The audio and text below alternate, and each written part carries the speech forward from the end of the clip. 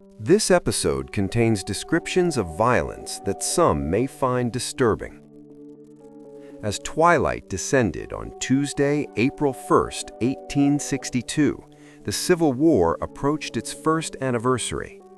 In the border regions between Kentucky and Tennessee, the conflict had devolved into something far more personal and vicious than the organized battles occurring elsewhere in the divided nation. 16-year-old Fount Zachary sat mounted on horseback along a lonely road outside Albany, Kentucky. Though 2 years below the minimum age for military service, the teenager had volunteered as a picket for the local Home Guard, pro-Union militia tasked with protecting their communities from Confederate guerrilla raiders. These irregular fighters had been terrorizing the region, conducting ambushes and violent raids. Several men had already been murdered that very day. Fount's assignment was simple: watch the road and warn approaching Union forces if he spotted the Confederate guerrilla band known to be operating in the area. When he heard the sounds of horses and men approaching through the darkness, he assumed they were fellow Home Guardsmen. He urged his horse through the dense thicket onto the road to greet them. Shouldering his shotgun confidently, Fount approached the cluster of riders in the fading light. He proudly reported that no guerrilla raiders had passed through his sector during his watch. As the men drew closer, Fount suddenly realized his fatal mistake. These were not Home Guardsmen. One of the riders demanded Fount surrender his weapon. The boy complied immediately, handing over his shotgun and beginning to remove the shot pouch from his shoulder. At that moment, another rider approached, a man named Champ Ferguson. Ferguson asked the boy his name. Had Fount known who this man was, he might have lied. Instead, he answered honestly, "Fount Zachary." The name meant something to Champ Ferguson. Fount was the nephew, possibly grandson, of James Zachary, a local magistrate who had once ordered Ferguson imprisoned while awaiting trial for stabbing a county constable to death. The moment Fount spoke his surname, Ferguson pulled his pistol and shot the boy. Fount fell from his horse onto the road. Ferguson dismounted, approached the wounded teenager, and pulled out his Bowie knife. Kneeling beside the dying boy, Ferguson drove the long blade into Fount's heart. This murder marked a crucial turning point in Champ Ferguson's transformation from accused criminal into one of the Civil War's most prolific killers. The making of a guerrilla. By the spring of 1862, Champ Ferguson was already a wanted man. A lifelong farmer from the Cumberland Plateau, the mountainous region straddling the Kentucky-Tennessee border, Ferguson had been awaiting trial for 3 years for killing Fentress County Constable Jim Reed. The killing occurred when Reed attempted to serve an arrest warrant on Ferguson for alleged horse theft. Ferguson's family had posted much of their valuable land to secure his bail. His young attorney, Willis Scott Bledsoe, managed to obtain multiple continuances, delaying the trial beyond the outbreak of the Civil War in 1861. When war came to the Cumberland region, Ferguson faced a choice. The conflict provided both an opportunity and a threat. It was an opportunity to settle old grudges under the cover of military action. It was a threat because if the Union prevailed, his murder trial would resume. Whether Ferguson felt indebted to his attorney or was manipulated by him, he enlisted in Bledsoe's irregular Confederate company. This decision began what historian Brian D. McKnight describes as what may have been the bloodiest single career of the Civil War. The majority of Civil War battles occurred far from the Cumberland Plateau, but Kentucky and Tennessee residents lived in constant terror. Both Union and Confederate guerrillas conducted relentless raids throughout the region. Unlike regular soldiers bound by military discipline and the laws of war, guerrillas operated with terrifying independence. In March 1862, community leaders attempted to broker peace. A meeting was organized in Monroe, Tennessee, between Union and Confederate representatives. The goal was to restore some measure of security to the terrorized civilian population. Among those attending were local Home Guard leaders, including Tinker Dave Beaty, James Zachary, Thomas Wood, and Elijah Koger. Despite this opportunity for peace, Confederate Captain James McHenry, a guerrilla leader, refused to abide by the agreement. Within days of the Monroe meeting, guerrilla raids returned with renewed intensity. On April 1st, under Captain McHenry's command, Ferguson and his band killed 4 men in Clinton County, Kentucky. The 5th victim was young Font Zachary. During his later trial in 1865, Ferguson claimed he shot the boy the moment he emerged from the thicket. He insisted he had been ordered by Confederate Commander McHenry to shoot any armed person on sight. One of Ferguson's own men, John A. Capps, testified about what actually happened. Capps stated that as soon as Font identified himself, Ferguson shot him. When the boy fell from his horse, Ferguson walked over and stabbed him. Capps was within 15 feet and heard a sort of rough grating sound when Ferguson's knife entered the boy's body. Under cross-examination, Capps confirmed that McHenry's orders did not include shooting anyone who had already surrendered their weapons. Font's body was recovered by Ferguson's mother-in-law, Widow Owen, who kept it at her nearby home until the Zachary family arrived. Tragically, Font would be only the first of 4 Zachary family members to die at Ferguson's hands. A name becomes synonymous with terror. By spring 1862, Champ Ferguson's name had become synonymous with the unrestrained brutality of guerrilla warfare. His distinctive use of a Bowie knife in his killings became legendary, spawning exaggerated propaganda stories in pro-Union newspapers. Some accounts claimed Ferguson held victims' arms while slitting their abdomens, spilling their entrails onto the ground. While such stories were embellished, Ferguson's verified murders of innocent and armed men and his total death count, estimated by nearly 120 by war's end, required no exaggeration to horrify decent people. Yet remarkably, these same acts earned praise from Confederate sympathizers throughout the country. Shortly after the April raid that killed Font Zachary, Ferguson narrowly escaped capture by Union Colonel Frank Wolford and the 1st Kentucky Cavalry, ironically the same unit Ferguson's brother Jim had joined before his death. Though warned in advance about the attack on his campsite, Ferguson barely escaped. The Huff family murders, May 1862. On May 2nd, Ferguson accompanied Scott Bledsoe on another raid into Kentucky.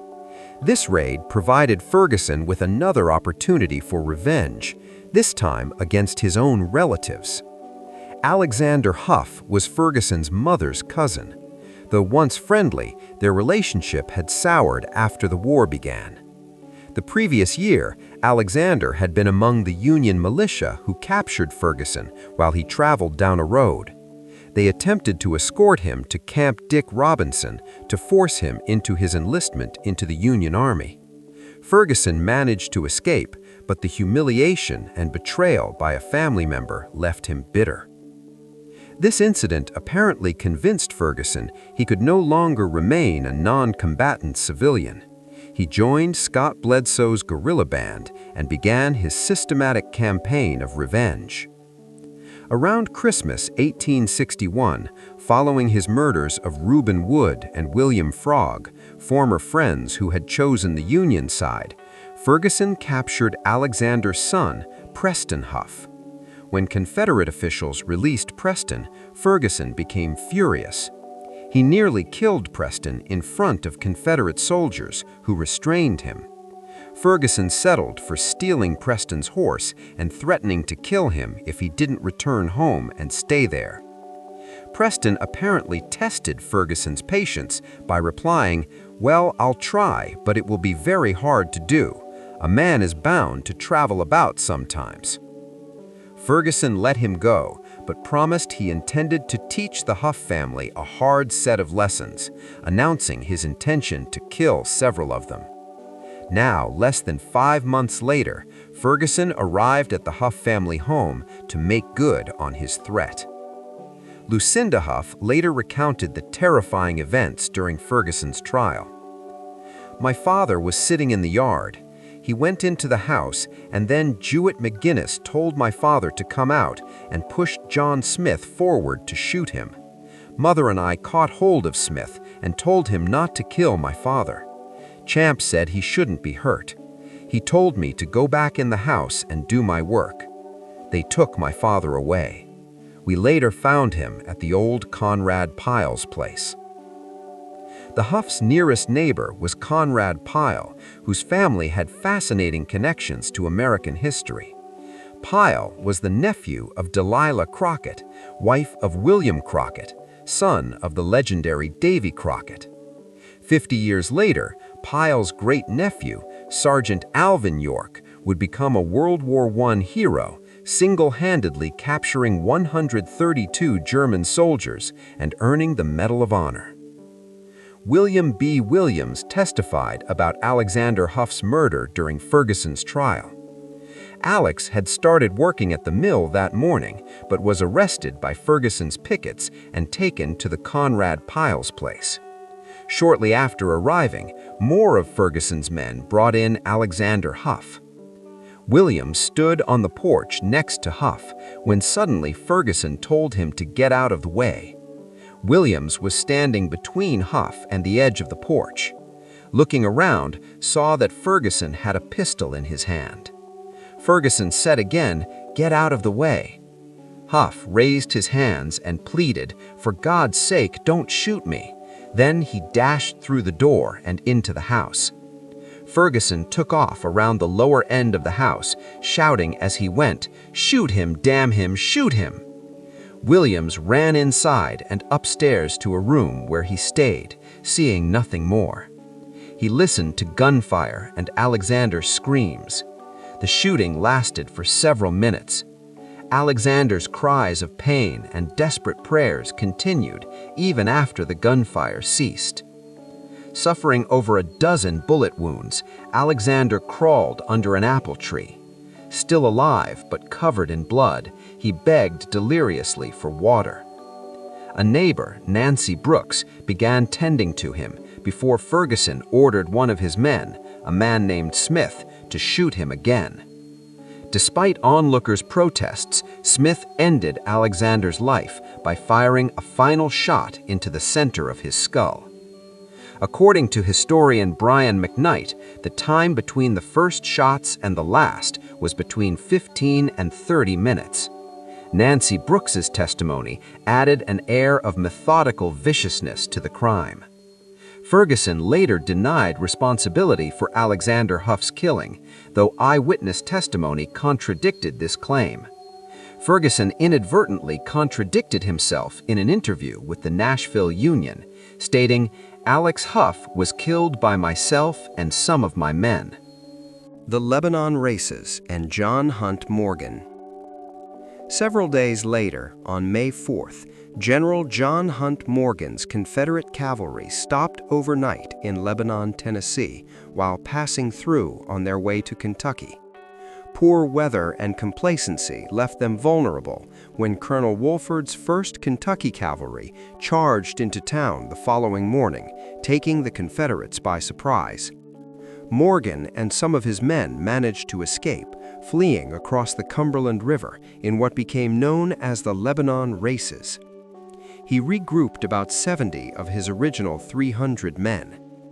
Finding himself in unfamiliar territory with depleted forces, Morgan enlisted local Confederate guerrillas, including Ferguson. Morgan's men reportedly crowded around Ferguson, eager to see the notorious outlaw whose exploits were becoming legendary. With the addition of guerrillas led by Bledsoe and Captain Oliver P. Hamilton, plus a handful of Ferguson's men, Morgan's force more than doubled. With the guerrillas' knowledge of the terrain, Morgan moved his force toward Bowling Green. The sound of warning horns marked their progress northward as Home Guard lookouts alerted local Unionists. On May 11th, Morgan's men captured 2 trains. The first had its 49 boxcars set ablaze before being sent flying southward toward Nashville, resulting in a tremendous explosion. Morgan found the second train mostly full of women passengers. Treating them with gentlemanly courtesy, Morgan left this train intact, confiscating $6,000 from the express agent and taking several Union officers and soldiers as prisoners. Ferguson never established official conscription into the Confederate Army, but his proximity to Morgan presented an opportunity to later legitimize his irregular violence. He attached himself to Morgan's and other Confederate companies several times throughout the war. However, he continued shifting between irregular and formal warfare, often violating the customary rules of war. Elijah Koger and James Zachary, June 1862. For the last weeks of May, Ferguson took a quiet break from raiding, returning to his home in White County, Tennessee. His next documented actions began on May 29th in Albany, where he and his men reportedly killed a Mr. Story, as witnessed by a farmer named John Long. His next target was Elijah Koger. Shortly after guerrilla raids began the previous year, prudent fighters like Hiram Markham spent their nights sleeping outside their homes, often in nearby cornfields, to avoid being caught inside at night by enemy patrols. One night, Markham was alerted to a Confederate patrol's presence by his wife and daughter's screams. One of the raiders remained behind, attempting to assault the women. Though severely wounded, one of Markham's daughters survived. Hiram managed to get inside the house and kill the attacker before the assault could proceed further. Home Guard Commander Elijah Koger likewise maintained the practice of spending warmer months lying out in the mountains to avoid rebel guerrillas. 2 months after the peace meeting at Monroe, Tennessee, Ferguson learned of Koger's return home. On the morning of June 1st, Ferguson and about 9 of his men went to find him. They arrived at Koger's home and caught him off guard. Preston Huff, along with several Union men scouting the area to find Ferguson, later claimed to have witnessed this murder. Given how quickly Koger was killed after the shooting started, some historians speculate Preston may have misrepresented his presence to assist the prosecution of his father's killer. However, there's no doubt Preston visited the Koger home shortly after the murder. Preston testified, "Louis Duval, Jonathan Williams, Theophilus Williams, and I heard several guns fire and went out to the road. We heard the women at Koger's house screaming and saw a man who was climbing over a fence fall backwards. When the men had left Koger's place, we went up to the house. The man shot turned out to be Elijah Koger. His little girl was clinging to him, and she was very bloody, presenting a horrible sight." Ferguson regarded Elijah's killing as good riddance of bad rubbish. That same day, Ferguson visited the farm of James Zachary, the Fentress County magistrate who had remanded Ferguson to jail before the war, who was also a Union Home Guard member present at the Monroe peace meeting. Whether motivated by the indictment, Zachary's Union affiliation, or fear that his murder trial would be resurrected after the war, Ferguson caught Zachary outside his home and chased him through the orchard. Esther stood on the porch listening. Unlike many civilians, James Zachary always kept his Colt Navy revolver on his person. Unfortunately, he appears to have dropped it during the chase. Esther heard the shots that ended her father's life and Ferguson's accomplices commenting on the killing. She later stated her father's head had been repeatedly shot and looked like jelly. Returning to the house, Ferguson walked under the porch, leveling his pistol at Esther's dog. She quickly pulled the dog away, promising it wouldn't bite. Ferguson frankly announced, "We've killed your father," before beginning to search the house. Later, retracing Zachary's steps through the orchard, Ferguson found Zachary's Colt Navy pistol. He stopped to remove a single silver spur from the dead man's boot. Several other Union men who attended the Monroe Peace meeting, men named Taylor, Dalton, and McDonald, would similarly die by Ferguson's hand in the following months. Attachment to Morgan's raiders and continued personal vendettas. After killing James Zachary, Ferguson reattached himself to John Hunt Morgan's cavalry, moving with the Confederate force during raids. They destroyed whatever supplies they couldn't carry and helped the cavalry retake the previously lost city of Lebanon in early July. Despite his lack of official military enlistment, these actions later warranted his war record a greater sense of legitimacy. However, by August 1862, Ferguson had again split from the main party and refocused on personal vendettas. On 2 more occasions, he stopped at the farm of the deceased Elijah Koger.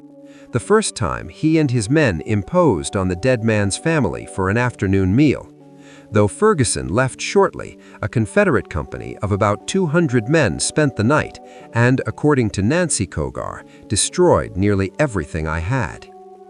Ferguson's next known killing was Joseph Beck, whose body was discovered after Ferguson stopped by the Koger home again, telling Nancy and her sister that he had killed the man and left his body in the road within a mile of their home. Historian Brian McKnight observes that while the larger war played out on battlefields across Kentucky, Champ Ferguson's guerrilla war continued in the mountains. As Confederate forces advanced into the region, Confederate guerrillas operated in the southern part of the state with impunity. Civilian reports poured into the governor's office, citing repeated Confederate raids near Burkesville. Union officers began sending scouting parties, including Lieutenant Preston Huff's company, into the region, hunting for rebel guerrillas. Several of these parties exchanged gunfire with Ferguson and his men. The murder of Preston Huff's comrades, October 1862. Despite the obvious risks, Preston Huff unfortunately took time to visit his home while scouting the area. His siblings, John Huff and Lucinda Hatfield, both testified at Ferguson's trial about what happened next.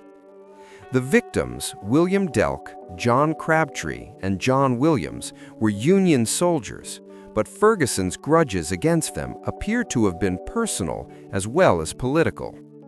Burial records indicate the 3 men were related to each other and to the Pyle, Huff, and Crockett families by marriage and blood, which may have aroused Ferguson's feudal motivations. Ferguson and about a dozen of his men arrived at the Huff home under cover of morning darkness on October 3rd. The men surrounded the house, with Ferguson shouting for Preston to come out and surrender. Preston later recounted that upon hearing Ferguson's arrival, he and Williams slipped out of the house in the darkness and escaped into a nearby cornfield, where they remained hidden and observed the following events. Not wishing to give Ferguson the opportunity to follow through on his promise to kill them, they stayed concealed. Young John Huff, about 16 at the time, lit a fire and was ordered not to move under threat of death. Ferguson questioned him about who was in the house, specifically asking about Preston and Andrew Huff. Possibly unaware that Preston and William had escaped, John honestly stated that William Delk, John Crabtree, John Williams, William Huff, and Preston Huff were there, and that Andy Huff was not. While the men sat in the dark house awaiting their fate, Delk walked outside to face the group, asking what would be done with them. Ferguson placated his fears, assuring their safety and promising they would be transported to Albany as prisoners to be tried for unspecified charges. At this assurance, the other 2 men surrendered as well. After exiting the house, the 3 prisoners had their arms tied behind their backs with rifle straps. Delk begged the men not to tie him so tight. The leather bindings were painful. Ferguson snorted, "Damn you, that's what we want to do." When Preston and William were not found in the house, Ferguson grew angry and threatened Lucinda that he would burn her house if she didn't reveal where her brother and cousin were. Ferguson assured her that when he caught Preston, he intended to dismember every joint in his body and throw the pieces so far apart that her family would never find them to bury them. Ferguson told his men to take what they pleased. They took all the money, valuables, and clothing they could find. They even took the bullet-riddled, blood-stained jacket Alexander Huff had worn when he was murdered. The prisoners' pockets were searched, and money was taken from the now tied Delk. Ferguson smiled and assured him that he would have no further use for money. According to young John Huff, Ferguson then took a slave girl, saying she belonged to Eli Hatfield and he had orders to take her. The girl belonged to Hatfield, John's brother-in-law. John's mother had raised the girl. What Ferguson did with her is unknown, but among his other exploits, Ferguson was known to capture and sell slaves for personal profit. At daylight, as they started from the house with the young girl and their 3 tied prisoners, Crabtree's mother asked Ferguson, "You ain't gonna kill him?" Ferguson drew his knife and, pointing it menacingly at William, assured her he was going to cut her son's throat with that very knife. Crabtree's mother begged for her boy's life. Ferguson told her it was too late now, that she ought to have made him do better long ago. Upon leaving the home, John Huff later recalled, "I got about 100 yards from the house and saw the light of 2 or 3 guns, whereupon I went into the house and heard about 12 or 13 guns. I heard someone say 2 or 3 times, 'Run.'" Less than 45 minutes after the men left the house, young John and the 3 women walked to the Pyle family's home. There they found the lifeless bodies of Delk, Williams, and Crabtree sprawled in the horse lot. Williams was shot above the center of the forehead, with a piece of his skull blown off. Delk was shot once through his chest, with either a bayonet or knife run through it. Crabtree suffered the worst. He had no gunshot wounds, but appeared to have been tortured to death. 28 stab wounds were found on his body by counting the holes in his coat. With his arms still tied, Crabtree's chest, shoulder, neck, and collarbone had been repeatedly slashed. On his back was a deep laceration under the left shoulder blade, into which Ferguson or his men, one of whom was Crabtree's own cousin, appeared to have stuffed corn stalks, possibly while Crabtree was still alive.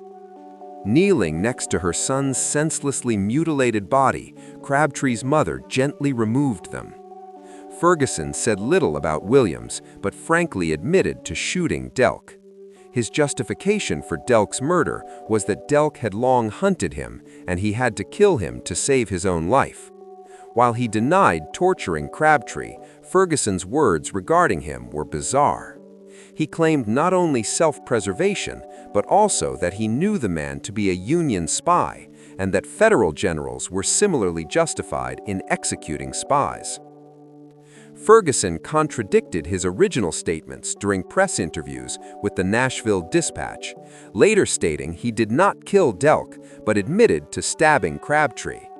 Ironically, he claimed that Crabtree was a murderous villain who went to men's houses and shot them to get their money.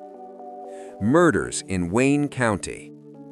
After leaving the Pyle place, Ferguson and his men entered Wayne County, Kentucky, and encountered a group of men and women led by a man named Silas Upchurch. Ferguson ordered Silas to remove his family from the group, while 2 men, a white man named Offie Orf Williams and a black man named Johnson Granville, were called out. These 2 men had merely fallen in line with the larger family group as they traveled down the road. Along with the deceased Alexander Huff, Bug and Van Duval, and John Hurt were among the group of Unionists who had once captured Ferguson and attempted to force his enlistment into the Federal Army 3 years prior. One of Ferguson's men ordered Williams to hand over his guns. Upon doing so, he was immediately shot and killed. The band then tied Granville's arms and led him about 100 yards off the road before shooting him as well.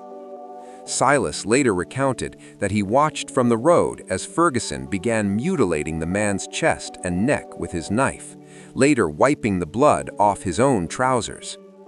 Ferguson then proceeded to the Upchurch farm, where he stole 10 horses. His later comments regarding Conrad Pyle's murder, November 1862.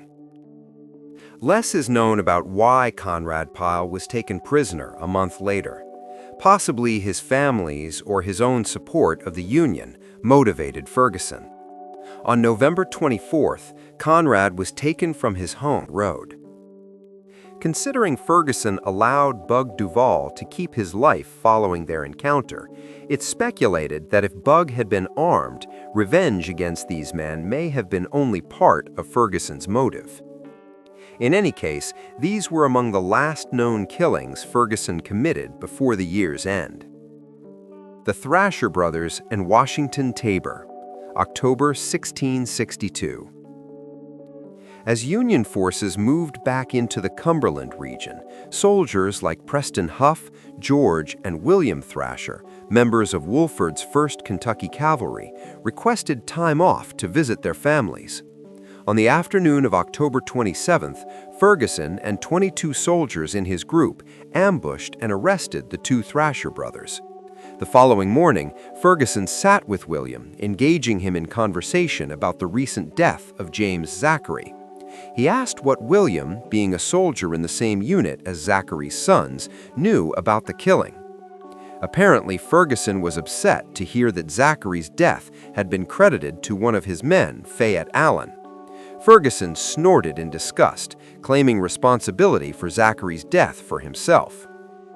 In any case, they transported the prisoners to a holding place when they came across the farm of Washington Tabor, whom Ferguson regarded as a Union bushwalker. George Thrasher later recalled, "I looked up and saw Tabor coming up the lane on a horse. When he saw Tabor, Ferguson dismounted and went toward him, accusing him of ambushing and killing 3 of his men.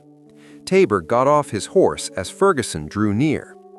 Ferguson soon brought Tabor up to where we were, and he was pleading for his life.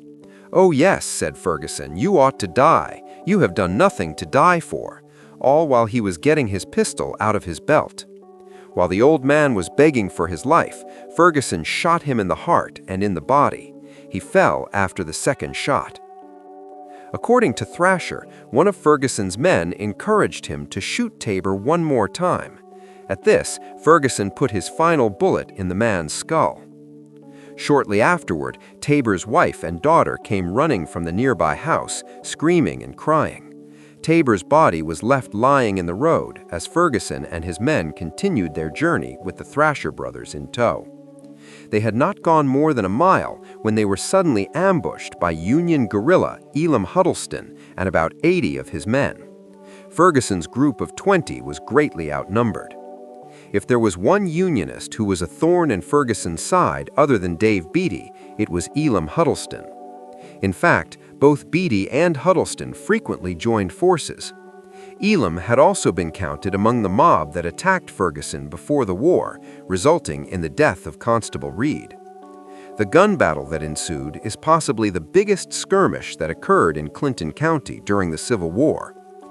Ferguson had previously instructed his men that if any skirmish came up, they should immediately kill their prisoners. Fortunately for the Thrasher brothers, during the confusion of the attack, George and William managed to escape. Dr. McGlasson, November 1662. Though contested by Ferguson, he may have managed one more personal killing by the end of November. Dr. McGlasson, or McCleason, lived in Cumberland County, Kentucky. It's been indicated that he believed his brother was killed by Ferguson. He had since made public his desire to have Ferguson prosecuted. Ferguson reportedly found McGlasson at his home, forcing him out at gunpoint before telling him to run for his life. Then Ferguson killed him as he ran. Ferguson denied this, but otherwise admitted to shooting a man he didn't know, killing him as the man attempted to escape down a bluff and over a fence. Considering Ferguson allowed Bug Duval to keep his life following their encounter, it's speculated that if Bug had been armed, revenge against these men may have been only part of Ferguson's motive. In any case, these were among the last known killings Ferguson committed before the year's end. 1863, the death of Elam Huddleston. With his death count as a guerrilla leader, by the middle of December 1662, Ferguson and his men were proving themselves more than an ordinary annoyance to federal forces in the region. Christmas found Ferguson further north in Kentucky, again with Morgan's raiders, where he was provided the opportunity to avenge himself from the Unionist guerrilla attack that had occurred 2 months prior. Having requested 2 companies of Morgan's raiders to join him, Ferguson rode 40 miles on a cold New Year's night, arriving in front of Elam Huddleston's cabin shortly before midnight. They quietly encircled the house. One account of this incident appears embellished or misremembered years later in a diary entry by Confederate soldier John Weatherd. He recounted that upon arriving at the house, Ferguson broke in the door, rushed inside, took Elam by surprise, and stabbed him before he could rise from his cot. According to this version, Ferguson then dragged him outside and slit his throat in the yard. A less sensational version tells a different story. Those inside the home only realized the danger when Moses Huddleston, Elam's brother, awoke to see Ferguson looking in at him through the glass. Ferguson shouted, waking the rest of the occupants. Moses, Elam, and their cousin David ran upstairs to retrieve their guns. Weatherd stated that despite offering Elam the opportunity to surrender, the men began firing on the Confederate soldiers from the upper floor. A full-scale gun battle ensued, with women and children cowering on the ground floor, trying to avoid bullets flying through the home, while also smothering fires that Ferguson's men attempted to smoke the family out. Within an hour, Elam had been seriously wounded. Hoping to save his brother's life, Moses called out, asking to surrender. One of the Confederate officers guaranteed their safety if the men exited the home. Evidently, Ferguson ignored this. Moses later recounted that when he pulled his wounded brother outside, Ferguson immediately drew his pistol and shot Elam as they laid him on the ground. In any case, Ferguson got what he wanted. Elam Huddleston was dead. While some of the more sympathetic Confederate soldiers helped the women smother a fire near the back door, Ferguson's men began looting the house. One of them even attempted to search Elam's wife before being stopped by a major from Morgan's command in his effort to prevent a potential sexual assault. Before leaving with their 2 prisoners, Moses and David, some of the Confederate men helped carry Elam's body back into the house out of respect for his widow.